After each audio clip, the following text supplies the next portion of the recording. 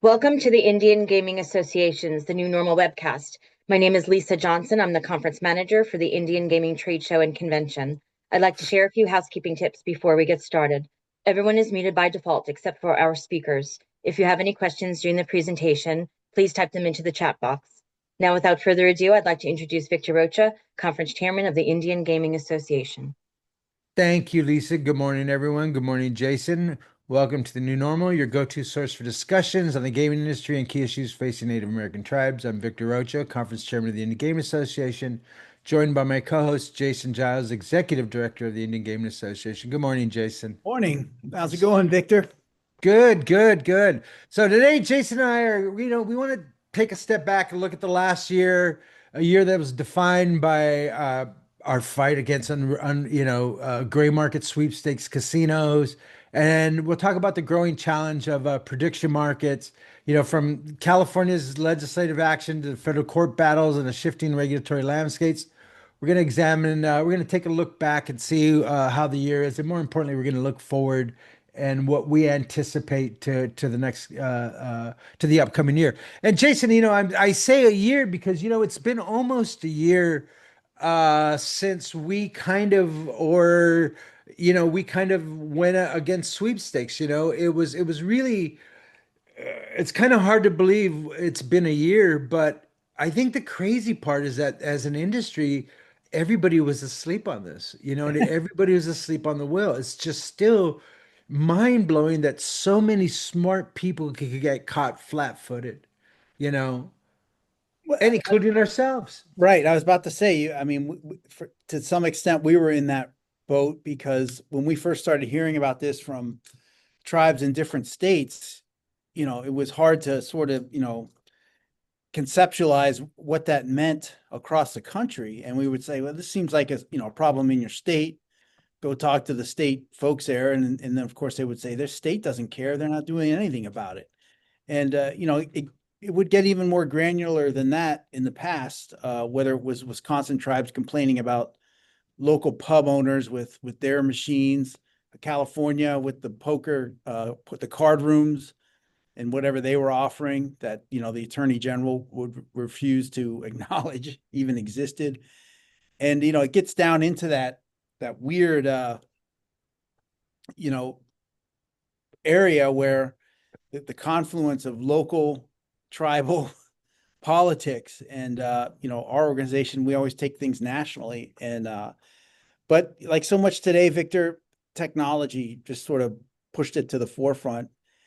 And then again, the brazenness of these folks, they start pushing it more and more. And you gotta Well, wonder, like, you what. know, that you say that, to me, it's like, not to jump too forward, but if you look at prediction markets, this last week we're talking about price picks now going in prediction market, which is exactly what we said, a month ago or so, which was like these guys in DFS, they're going to rat line over to prediction markets.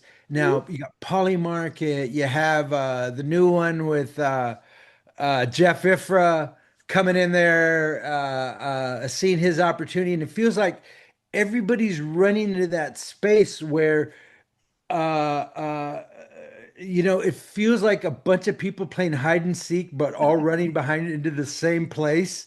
You know what I mean? It's like going, no, no, no, you guys can't play yet. We're hiding here. You know what I mean? Because I think it's a matter of time for, the legalities catch up to these guys. They know it. We know it. And that's exactly what happened with sweepstakes. They knew they were operating in a gray area. And the funny thing to me about this was the chase. Because when I started raging against these guys, I was, unregulated gray market, sweepstakes gambling, and then you could see the chatter on X and LinkedIn. They go, well, at least he didn't call it illegal. And the next time I was like, illegal, da da da, and the language kept changing and it really has been about semantics. You know what I mean? And that's what they're saying in prediction markets. This isn't gambling. This is, binary choices, as our little friend said. These are binary choices. This is not gambling, but they're all running in to this market. And the big thing is right now is watching FanDuel and DraftKings. They're like biting onto that leather strap, trying not to chew through their tongue. You know what I mean? We got to get in there and listen. What they told California and what they told us as the tribes is that listen, we will do prediction markets. We will do DFS plus because we're going to do peer to peer, and we don't believe that is illegal. Although the Attorney General of California says it is illegal. Now that was a non-binding opinion. It doesn't have the force of law behind it, but when it goes to court, it will carry weight, according to Dan Wallach. Uh, so it's watching the sweepstakes guys kind of gather their coins and realizing, okay, listen, once this bill passes in California, and by the way, with AB 831, we're waiting for the governor to sign it. If I had to make a prediction right now, I would say he lets this thing go. He doesn't sign it, it becomes law, and everybody wins except the sweepstakes. Now, There's still why wouldn't Newsom sign it though? He Is wants to there be president, man. You know what I mean? He so wants to be president. He doesn't piss off the 18 to 35 demo. Mayo, backwards, cap. yeah. You know what I mean? There we go. There we go. Now I'm his demographic, you know. Uh, Um, that's so crazy. I so mean, yeah. you know, eh, that just shows you where Democrats are that they can't even do right and It, wrong anymore. I mean, so listen, I don't say that to their face because they'll hide. They'll hide if you say that, you yeah. know. So that's kind of where we're at right now. Let me get this hat up. I can't wear this. Well, I Sorry.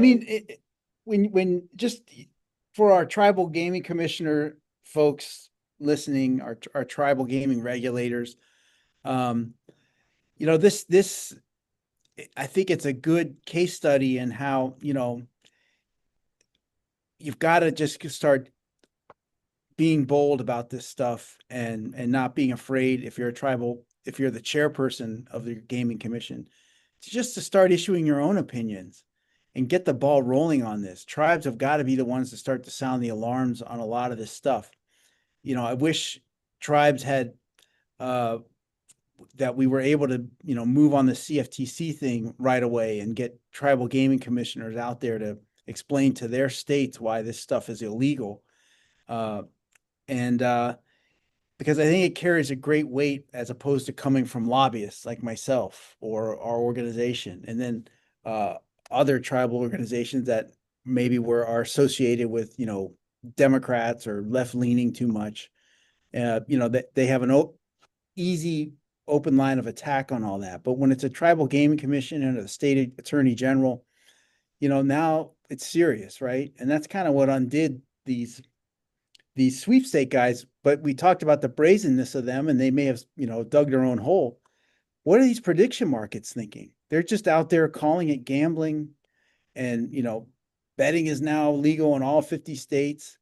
And then they go to court and say, no, these are binary contracts, peer to peer.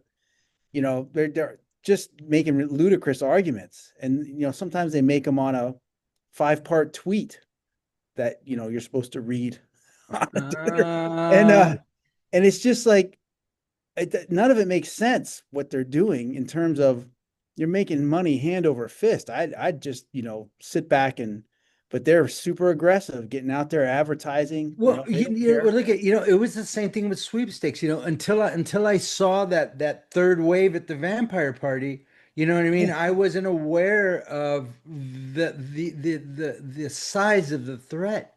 You know what I mean? And the first wave being VGW, the second wave being the AC's investments and these guys, Chris Grove and these guys, and now what we saw was the third wave, and I think we're kind of seeing that with prediction markets because everybody is running into this, and any type of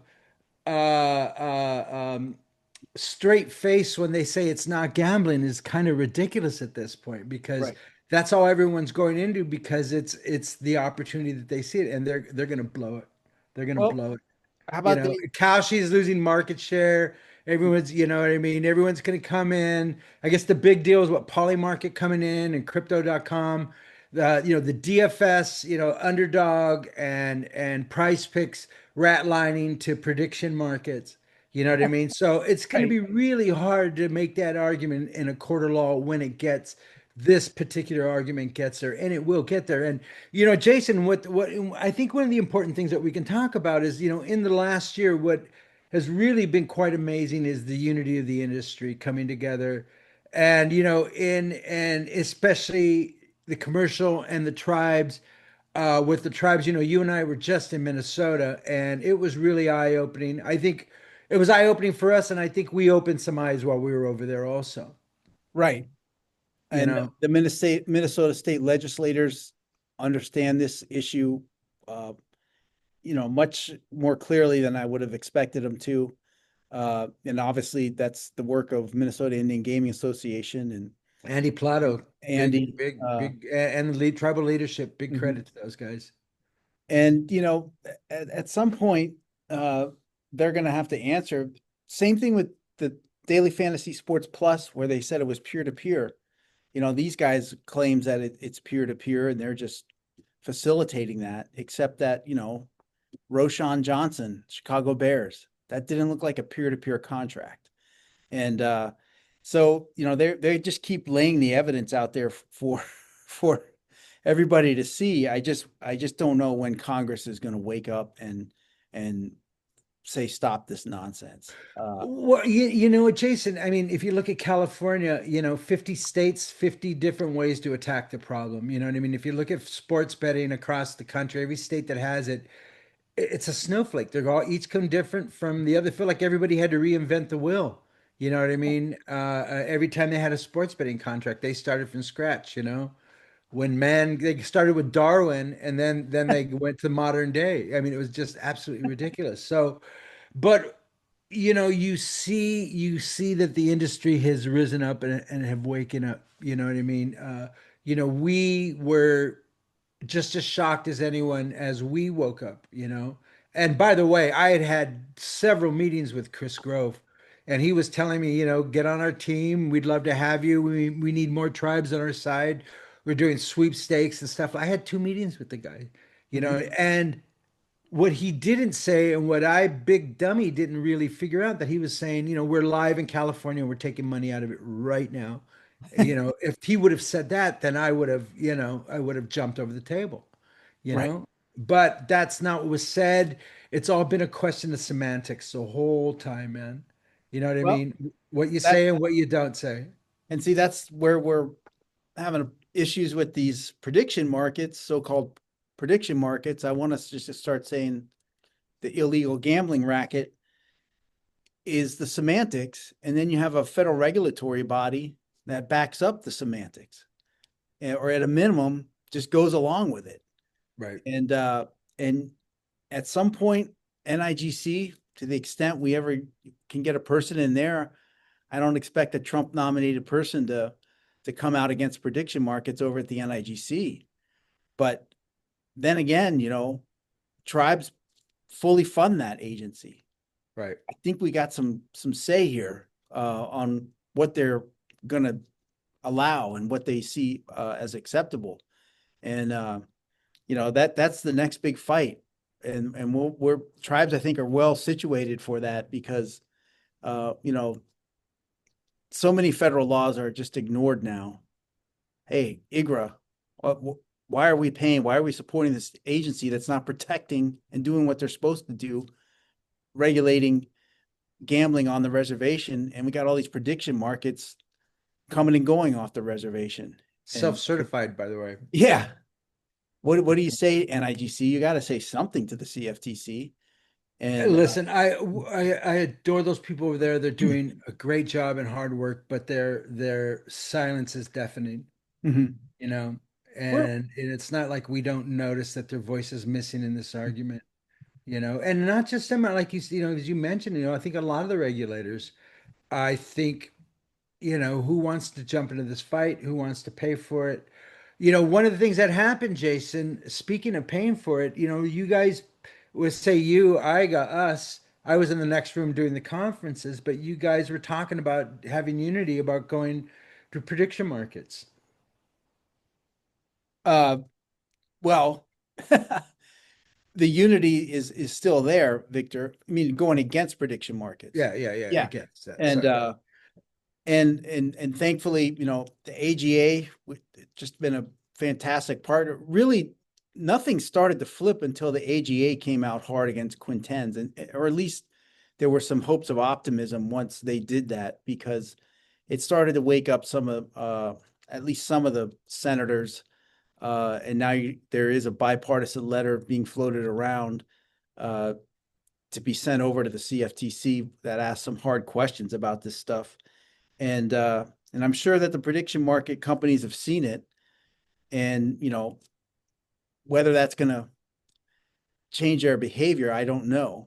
If anything, it may accelerate it, right, Vic? Because that's the way the sweepstakes did. They said we Well, better look at start. they're talking about doing prop bets now. You know what I mean? Yeah. Which is squarely in the camp of gambling, and I think it's just a matter of time before FanDuel and DraftKings have to jump in. Mhm. And I And think their stock holders are going to demand it, and I think the CEO and these guys are going to demand it. And as they came into the industry through the side door because of PASPA, and they're standing at that side door guarding it, like a pit bull on a chuck roast.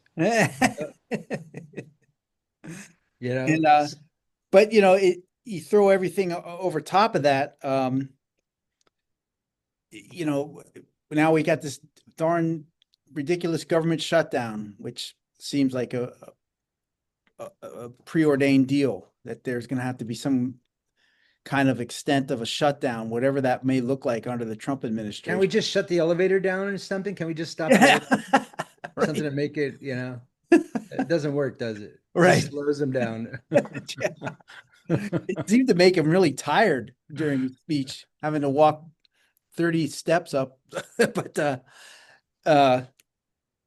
but that we've got that issue. Uh, it might go on. I don't want to say it's not going to go on pause for the companies that are just raking it in during football season. But if we don't have a government that's fully functioning, we're going to be sitting here twiddling our thumbs, hoping these court cases get a little bit more accelerated, because we're going to be pounding the Senate and congressional doors, and they're like, we're worried about keeping the government funded. So these prediction markets, it still has a ways to run, and like as you say, expanding unchecked throughout all jurisdictions. Yeah. And I guess there was a time states really cared about their sovereignty, because they sure as heck were willing to come down hard on tribes anytime tribes, tried to start their own business, bring goods and services from off the reservation onto the reservation, and the state wants to, put an excise tax on that, and all those types of things. But now they got these companies running roughshod over their public. It reminds me of the Iraqi invasion when everybody raided the museum. Remember when they went and they raided the museum and took everything because they knew in this time of disruption, this was the time.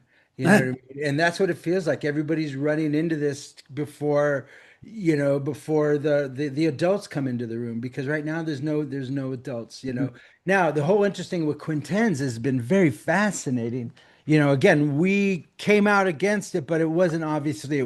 It was the Winklevi's Mhm. and the fact that they were trying to get some back channel information on one of their competitors, and that seems to really have put the brakes on Quintens. But as according to social media yesterday, they're talking about that guy that was that loudmouth lawyer that was at SBC that was saying if people lose their shirt on prediction markets, well, too bad. You know what I mean? So yesterday they're saying that guy's in consideration too. Uh-huh. And so, putting people out like that in without, real vetting, I mean, they're not serious about this organization. You know what I Uh-huh. mean? It's like the Iraqi museum. They're just going to raid it and take all Right. the valuables and stuff like that. Mhm. Yeah, you got your anonymous attendee. You love those questions. They keep trying for the setup questions, making the argument that tribes are somehow involved in sweepstakes gaming. Uh, but you know, conflating casino marketing with sweepstakes gaming. So, but regardless of all that, I mean, where we see this going for the next 12 to 24 months is By the way, the sweepstakes questions why the anonymous people won't get answered. If you want to answer questions, stick your name on it. If you're going to ask questions anonymously, don't even bother because we're not going to answer them. Especially loaded questions like you guys. So your opinion means nothing to me if you're anonymous. So if you want to get in the conversation, put your name on it, and it better not be, one of those two bar silly names or something like that. Um, um, Jason, I think at this point where we're at, like in California, we're looking at the sweepstakes. Everybody's pulling out. The rats are ratlining. They're all pulling out. I think, when we were in Minnesota, I was shocked to hear Playtech was using their software and their games into a VGW and stuff like that. So these guys were using games that were licensed in regulated markets like High Five Games in Connecticut or Playtech and stuff like that. So, you know, um, I think a lot of us were really shocked at how many people were involved. As a matter of fact, there is a list out there floating around of people that are involved in the industry that we've been sharing. We found out about it in Minnesota, and we've been sharing it with the other tribal organizations. And by the way, we've been in contact with OIGA, Oklahoma Indian Game Association, the Washington Indian Game Association, Minnesota Indian Game Association, California Nations Indian Gaming Association. So basically, everybody is on the same page. We're all going forward with this fight against sweepstakes. I expect it from the way these guys are running. They knew it was a limited amount of time before this thing got shut down without paying taxes, without any responsible gaming, without any without any regulatory oversight. It was just a matter of time before these guys are shut down. But they're all running over into sweepstake. I mean, excuse me, prediction markets. If they can they all? I don't think they all can get there. Mhm. You know? Right. No, they can't. And frankly, the more of those guys that go into prediction markets, that increases the chances of something bad is going to happen in the prediction markets that will really maybe wake Congress up at some point, because we mentioned this with the AGA over at the Senate Indian Affairs Roundtable, that we kind of feel like we need to send out public service announcements, like tell your kids, your college age kids, don't bet in these prediction markets.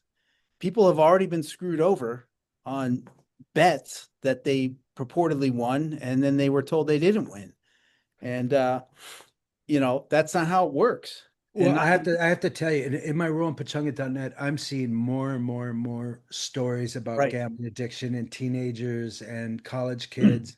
And that is where I believe the real problem is going to come, is when, you get more of these kids, teen suicides, teen bankruptcies, all these really tragic things that you saw happening in the UK, as before they started coming down on the industry. And I think this is an industry that can't help itself. And I'm talking about the entire gambling industry, not just prediction markets and sports betting and online gaming. I'm talking about all of us in the gambling industry. There's a lot of time when we just can't help ourselves. There's just so much money. And I think one of my big issues has been for the last couple of years has been the ineffectiveness of responsible gaming. It just feels like it's a tag that we put on our hat or on our shirt, or something that we say we have, but it's something that we don't believe. Now, I'm not saying everybody is like that, because I know that there is some very sincere and important work being done in this industry. I'm just saying it feels like it's being captured by the industry, and it could be much more effective. And I think we as an industry have to do more, because there are people on the other side of this that don't give a crap. Mhm. You know what I mean? And making it easier for, like I said, and I've had this conversation before, you walk into Chuck E. Cheese and that feels like gambling for toddlers. You know what I mean? It feels like roulette wheels. It feels like little slot machines, and I and always it go back, is. why are those claw machines exist? I'll never understand. There was big litigation about those and whether or not it's Right. rigged. Of course it's rigged. But then what? It's all just fun and entertainment unless you dump $5 a quarters in there. But I Brother, mean, it's all the gamification of society. Everything can be gambled on. It was quaint when it was in Vegas. It was wonderful when it was on the Indian reservations, but now it's everywhere. Now it's the Pandora's box is open. You well, know what so I I mean? liked what, the CEO of MGM, Mr. Hornbuckle, he said, we're really laying the framework for, a national agency that regulates gambling. And that's pretty much what, the UK had to do because like you said, the social costs of suicides, bankruptcies was taking such a toll and so recognizable. Also, just family strife and upheaval.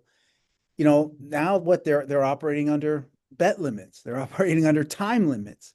And nothing will ruin your profit margin more than that.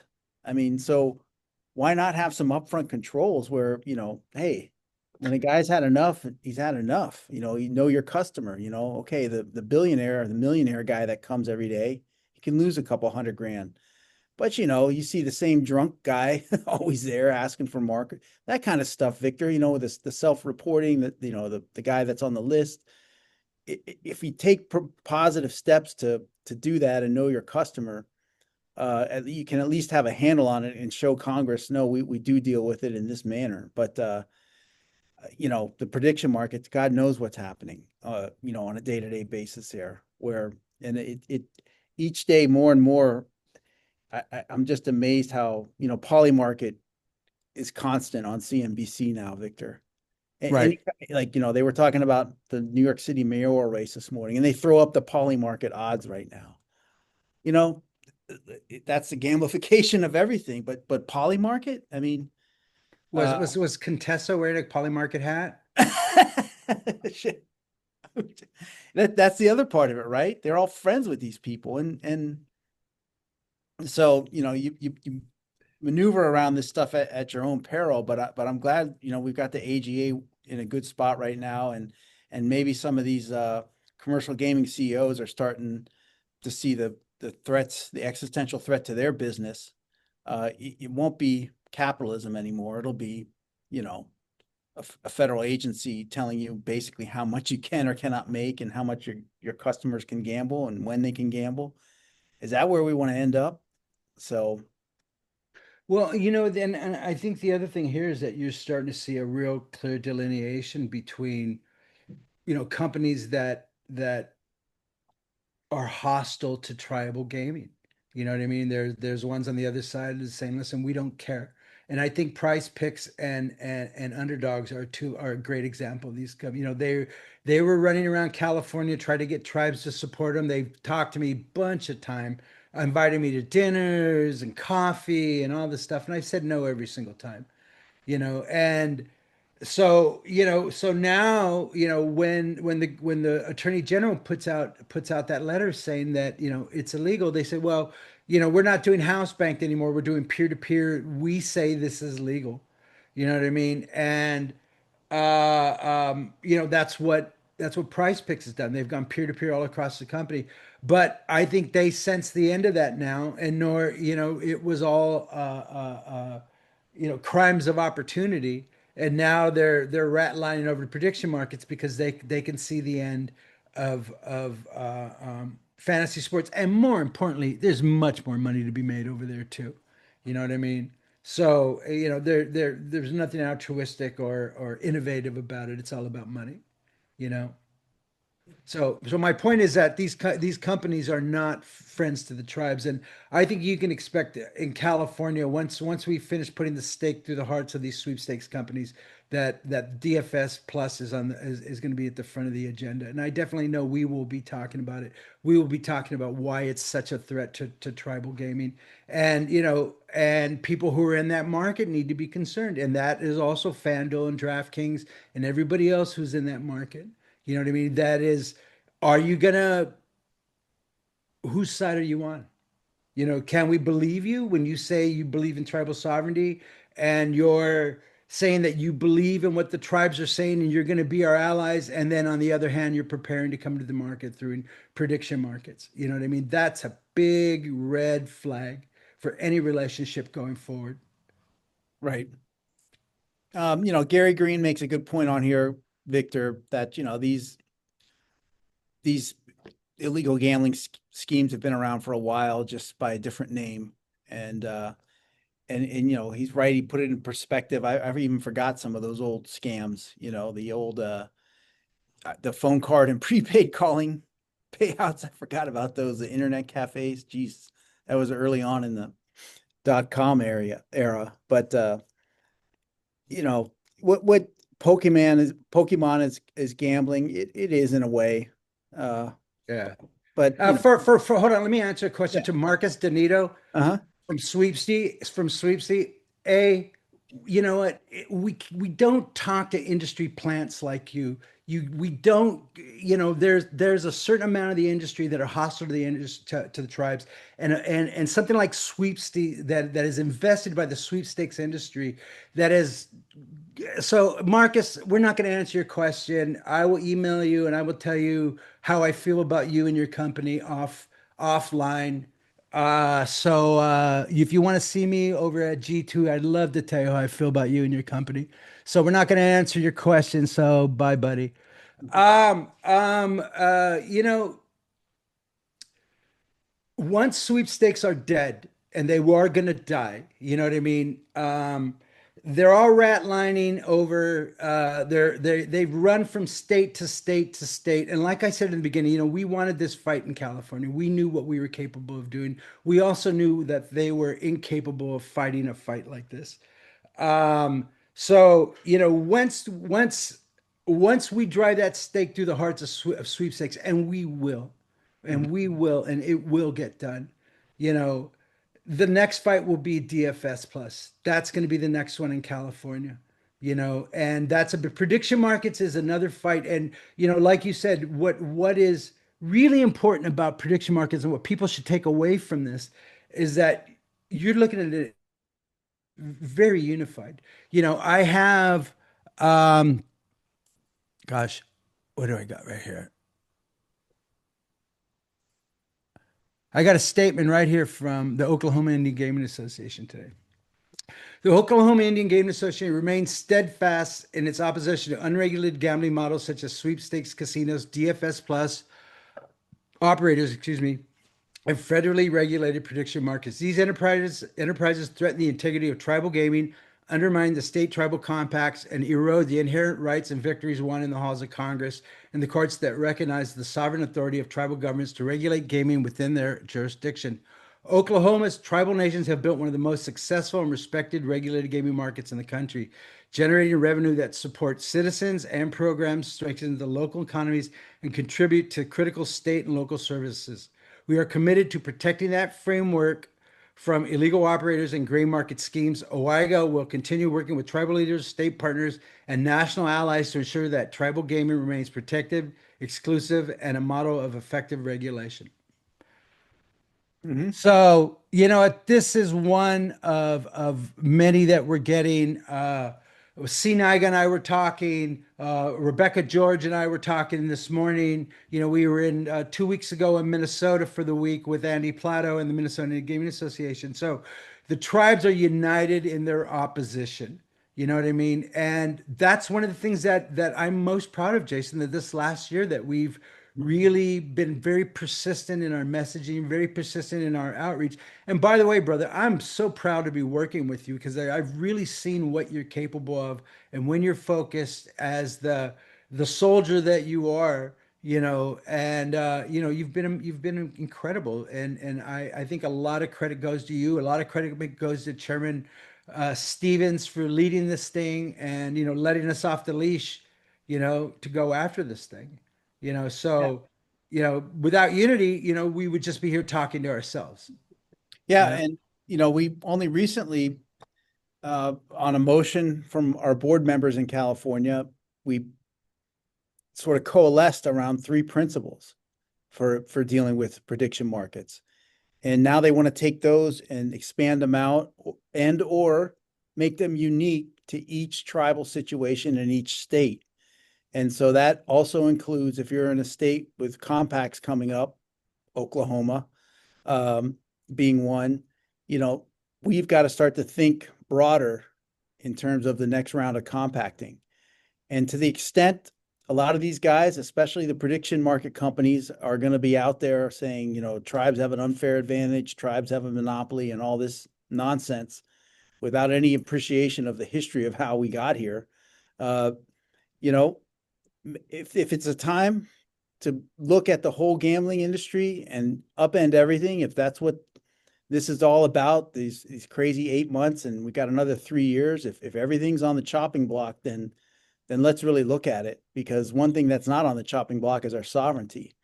And, you know, if tribes in California, I bet that, Victor, they would love to just like, oh, we don't need a compact anymore. We're just going to be out there in the marketplace. Let's do it. And we're going to take care of everything on our own reservation. And NIGC, forget that. You know, we're not going to keep that agency afloat to just sit there and remain largely silent during the internet poker debate, the sports betting debate, and now the prediction market debate, sweepstakes. I mean, NIGC, they issue fines for, when you mail your audit in a day late and, things like that. But, when we need them to be a regulatory body, they're kind of quiet on these hard issues. And I'm not blaming them. That's, they work for someone else, and that's but it's just odd. They work for someone else, but then all their money comes from Indian gaming. So, we have a lot of leverage in this argument with just the way IGRA has set everything up. And so, I hope that the state AGs and the people on the ground in the states really rally and say, this is not America. This is not 24/7 gambling. And, if the preachers and everybody else, we got a big tent, right, Victor? And yeah, and we may have argued with you in the past, but it doesn't mean we don't like you. So, be good people. And listen, we've been in some big fights over the years, and we know that we can move forward and work together with people. But right now, I think with a lot of, with the sweepstakes, especially, their strategy was to embed yourself into the market and then get legal next. And then when the switch is turned on, you're part of the market. You have, they took the page out of the FanDuel DraftKings, a playbook. I posted an article last night, a really interesting one that kind of, to me, goes to the root of what we're looking at here. And the article was about Tim Heath, founder of Sportsbet.io, billionaire crypto casino. And the article yesterday was that he says he's going to shut down his entire crypto casino, making billions and billions of dollars. It's said to be making over a monthly turnover over $5 billion a month in crypto, so that he can go legitimate in UAE. So, he's ready to give that all up just so he can get a license, if he gets a license in the UAE. You know what I mean? And that's the strategy for a lot of these people is, figure out a way to get legalized, to get in the market, because eventually this will shut down. Eventually we will have another Black Friday. It's just whether it comes from the courts, whether it comes from legislation, but something's going to happen. You know what I mean? And when I saw this article, $5 billion a month, would you have $5 billion a month black market versus $1 billion a month in the legitimate market? I guess that's what the game is there, you know? But I thought that was really fascinating. And, $5 billion a month in crypto, man. He's going to give it up. right. It's wild, huh? Well, that might be prescient on his side, because I mean, you got the US with 2 new crypto laws, and you can see how governments are going to start to get more involved in the crypto space. So you don't want to be black market player trying to, say, hey, government, you can trust what I'm doing in crypto. You want to get in the game. And to the extent Congress has now set up a mechanism for that, we're going to find out how it plays out. But again, this is something that is, these tech guys, the sporttrade.com, the call sheets, all these CEOs, they understand this. And I think they understand and see the intersection of crypto and gambling better than a lot of people. And I'm not willing to say they're wrong on any of that. But we've got to get there with a public policy debate. They don't get to set the terms. And Right. so, that's all. And I know it's inconvenient and nobody likes to have roundtables, although there's a roundtable next week with the CFTC and SEC are having that roundtable in DC next week on September 29th. I don't expect it to be anything other than a shill for prediction markets and why they're legal, but we'll see. So that's something to watch, but at the same time, I don't want anyone to think that it's anything other than a show trial or a show roundtable. They won't accept any hard questions or hard debate on it. That's for sure. So Jason, we have G2E coming up in a little over a week, or what is it? 2 weeks.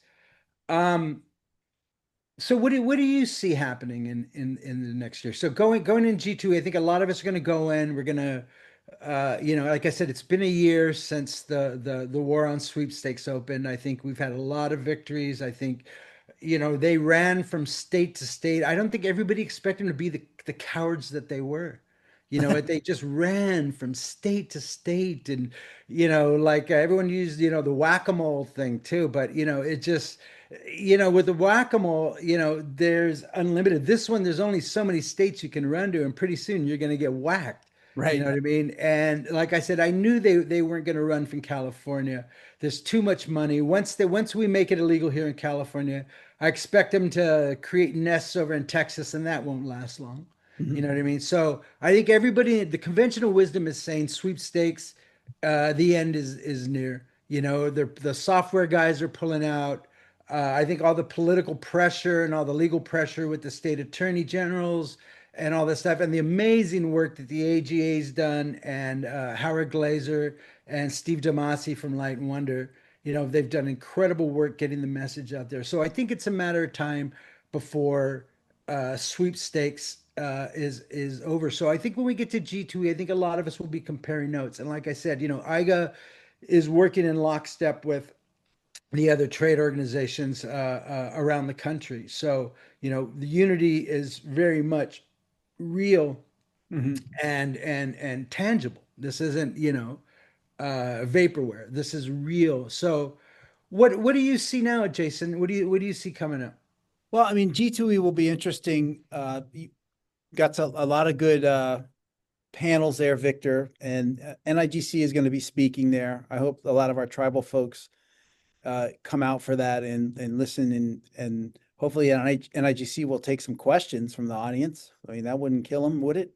And we can hear what their role and where they envision NIGC is headed.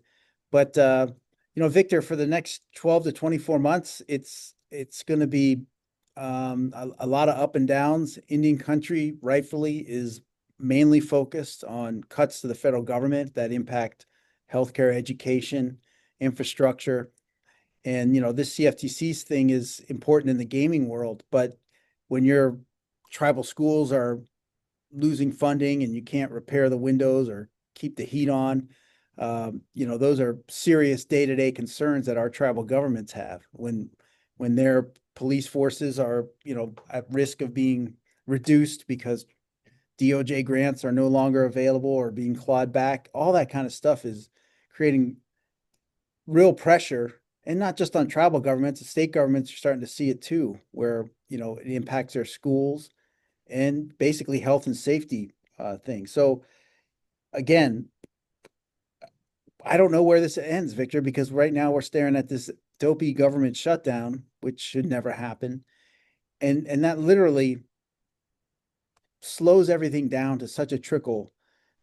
We're looking at January, February before we can start to constructively engage Congress again on legislation that we desperately need. Because if they deal with this shutdown, then you get the holidays and they're just not around. And meanwhile, we're dealing with these entities like CFTC and everyone else just trying to plead a case like this is wrong. And we know where it's going to go because it's baked in. It's already, they've got command and control of the administrative state, just like they said they would. So it's a new way of doing business with the federal government. And until we get some kind of partners, our friends in Congress to speak up more and take more of a stand, it's a fraught time for tribes. But at the same time, we've talked about it. Maybe our messaging to tribes needs to be, look, we're sovereign. You got to start going at it alone. And I know not every tribe has the same resources, but to sit here and rely on, the old agreements you had with the local sheriffs and the agreements you had with the whatever law enforcement in the interior or the FBI, it's not, those models are gone, and the government doesn't want to partner with you anymore. So we've got to protect our reservation borders, protect what's left of the treaty responsibilities, and move from there. And there's a lot of talk in Indian country in December, January timeframe. At some point, Indian country is going to have to start coming together loudly, and whether that's in DC or however we're going to do it. But we're not just going to sit back and watch the federal trust relationship to Indian country be dissipated without the correspondingly increase in tribal government sovereignty and jurisdiction. That's the way it goes. So we'll see where that message carries for the administration. Frankly, right now, we're so involved in gaming. This administration, the only thing I hear about them with tribes is, hey, you need to start looking at your natural resources and start doing more extraction. You guys are sitting on a gold mine and trillions of dollars of, you'll all be wealthy Indians if you just start mining that lithium, uranium, oil and natural gas, whatever you got. And also let, and also let a pipeline come running through your reservation, and, and they do this sincerely, and it's a pitch, and it's really good because you're like, yeah, what, except, if you're on Laguna Pueblo or these tribes that were out west during World War II, when they just came on your reservation and started opening up uranium mines and didn't care about the dust and how it was all going to get cleaned up afterwards, and you had high rates of cancer on your reservation. If your tribes in, Michigan and Wisconsin, where the mines were just left open, and the resulting pollution and polluted waters flooded your rice fields and everything else. Tribes have dealt with this before, and it didn't work out so well. Not to mention all the tribes in Oklahoma, every one of them's got a nightmare story, whether the land was stolen from under their feet because of the oil, or they were just left a cesspool, a Superfund site on or near their reservations. None of these guys appreciate any of that history. It's all just, here's a bag of, here's millions and trillions of dollars you can make. And, sorry if a few people die. But that's what we're dealing with right now. And I think we can toe the line, Victor. Like you said, tribal governments do have that long memory and that long history, and not everything is about chasing the buck.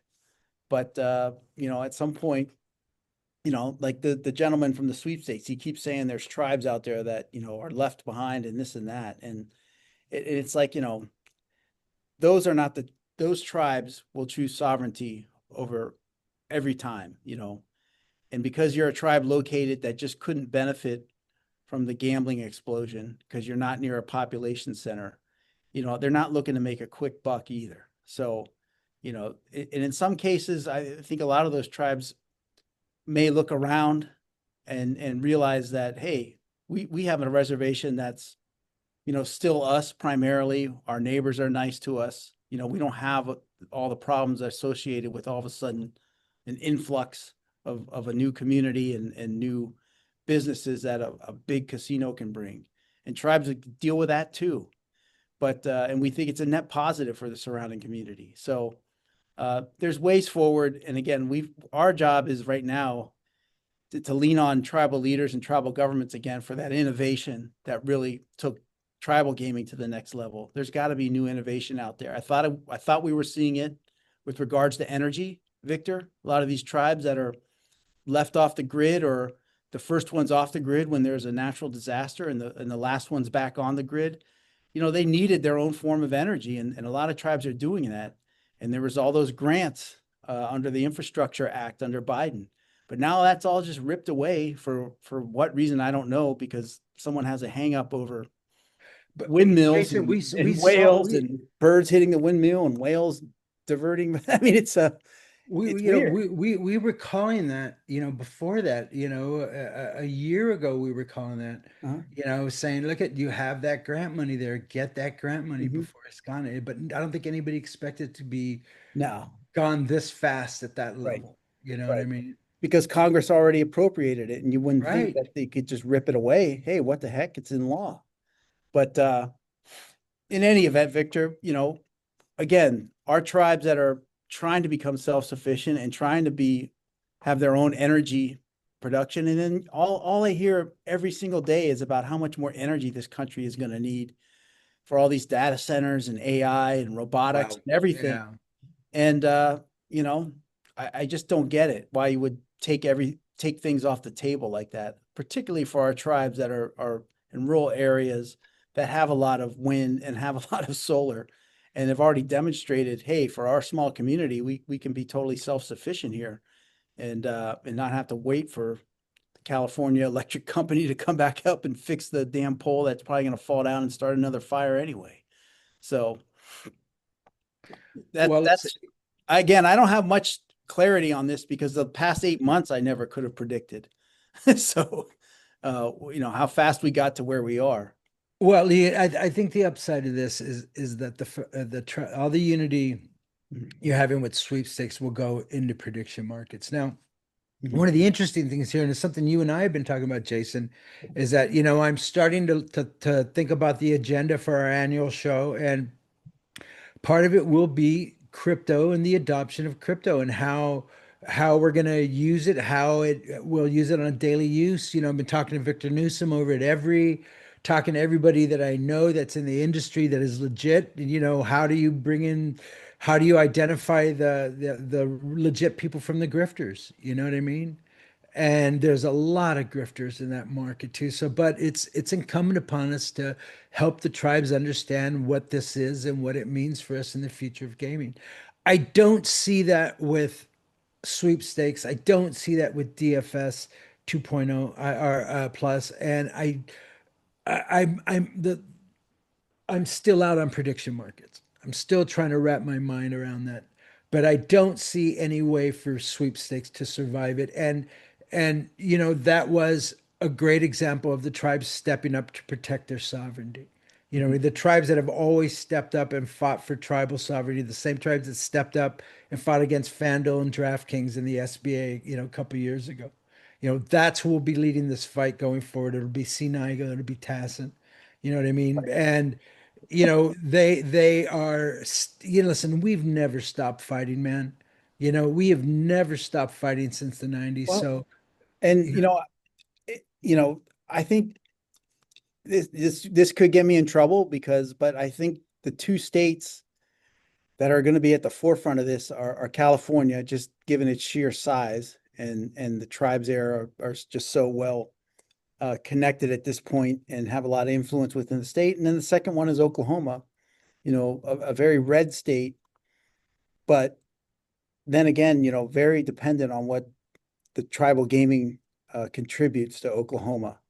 And that's not to diminish any of the other tribal battles in other states, but really you look at, because of where Oklahoma is situated next to Texas, a lot of things can be decided with that market and its effect on Texas. And then of course, California is its own market unto itself. So those two states, we're looking for some breakthroughs, and California has really got to just stand tall at some point.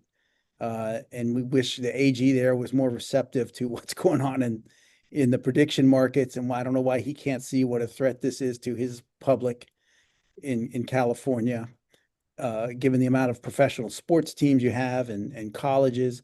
But I think we'll get there because tribes are so well connected within the state. So Again, there's a meeting right now at CNIGA. They're meeting as we speak, or James would have been with us. So they haven't backed down 1 inch from their previous statements, and same as TAS. And so, the battle for exclusivity is very important, and the tribes will not give it up, no matter how many tribes try to sell them out. The tribes will stay into this fight. I can guarantee. I know these people. I'm one of these people. I know my tribe. I know the other tribes. I know the leadership. I know the people. You know what I mean? And they're not going to back down because tribal gaming is the only thing that has ever worked for us to pull us out of abject poverty. And that's why. And so that's why we see these fights as existential, because they are. So, and the other thing I want to mention is I'm just starting to work on the agenda for ICE Barcelona. Jason, I sent you some emails last night too. Yeah. So you listen, we're going to take the fight in Barcelona too. So we're going to be talking about sweepstakes and prediction markets in Barcelona. We're going to take our show on the road over there, and we're coming back with some scalps. Yeah, Hey. we're not counting coup, man. We're coming back with scalps for sure. In 12 months, Victor, we might have to join, Barcelona might be our home. We're gonna have to go join an international brigade over there. And, we're persona non grata in this country. So We might, man. We might be. So- Listen. You know what? I mean, you know, I was out in Bermuda once, and there's still Pequots on the other end of that island of Bermuda when they shipped them out during Prince Philip's War. You know what I mean? So, it wouldn't be the first time, brother. So listen, everyone, we're about done. We just wanted to do a wrap up on where we're going, where we've been, and it's been an amazing year to show the tribes coming together, unifying, fighting in the same direction. We are in constant contact. We have a lot of problems. This is one of many, but we are focused. And I think you can see the same type of unity from prediction markets also. I don't think this is an industry that is looking back to lift people up. I think they're going to pull the ladder up behind them and say, this is ours. And, it's only a matter of time before they're doing online gaming. They said they wouldn't be doing prediction markets. And remember, when I talked to Tariq Mansour, I didn't believe a word that guy said to me. You know what I mean? When he said they weren't going to do, they weren't a threat to commercial gaming, only on offshore, and they weren't going to be, a threat to tribes. Didn't believe a word he said then, don't believe a word he's saying now. So again, I think that's where the next fight is. But again, we are unified with the tribes. We are unified with the commercial gaming industry. And if things change, we'll let you know. If anything happens, you'll be the first to know besides us, because we're still trying to wrap our minds around this. We want to make sure that the tribes are participating in this, but I just honestly feel in my heart of hearts when I look at this is going to go to the Supreme Courts. It's a states' right deal. I think these guys are trying to use this bureaucracy as a moment of arbitrage against the industry, and I just don't think it will stand. And every single constitutional lawyer I've talked to at this point has agreed with me, and which is very shocking. Trust me. The fight's ahead. We won't be backing down. We're not going anywhere. And Jason, what a year, right? Yeah, exactly. What a year, Get man. through this fall and see what the new year brings here, Victor. Well, But I have a really we great wanna letter. When I keep saw me moving. laughing, I saw Melissa Blau said, "Are you coming back to the party, the G2E party?" She's talking about the vampire party that I Oh, went to. Yeah, as a matter of fact, I did get the invite. I did get the invite, Melissa. So, yeah, I'm gonna find a Blade costume right now over at Spirit Halloween, and I'll be walking in there with that thing over to that costume and stuff like that. So, listen, everyone, we adore you, except for the people at Sweepstakes and the people that wear the sweepstakes shills. Everyone else, we adore you guys. Thank you so much for sticking with us for the last 5 years, Jason. That we've been doing this, man. Five wow. years. Dang. Yeah, Victor. So I know. Amazing, huh? So again, everyone, we will be back next week with Chairman Stevens to talk about G2E and what we're doing and where you can meet us and stuff like that too. So we'll see you guys next week, and then we'll see you at G2E after that. All right. Thanks, everyone. thank Bye. you.